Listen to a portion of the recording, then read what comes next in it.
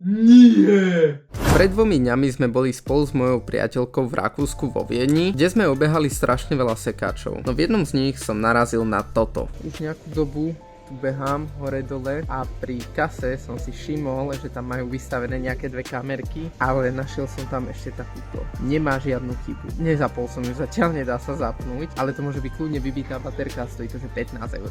Áno, našiel som tam starú digitálnu kameru za 15 eur, o ktorej sa nevedelo, či je funkčná a bola vystavená ako dekorácia. Rozhodol som sa ale, že ju kúpim a doma otestujem, kde sa stalo toto.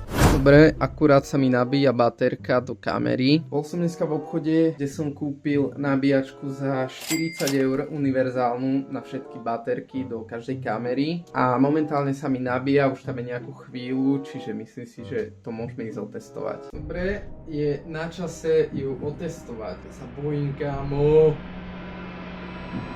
Nie! Kámo, toto je... Ty kokos! Funguje!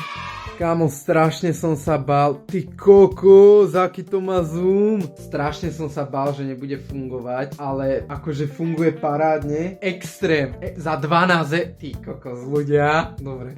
Mal som šťastie. Let's go.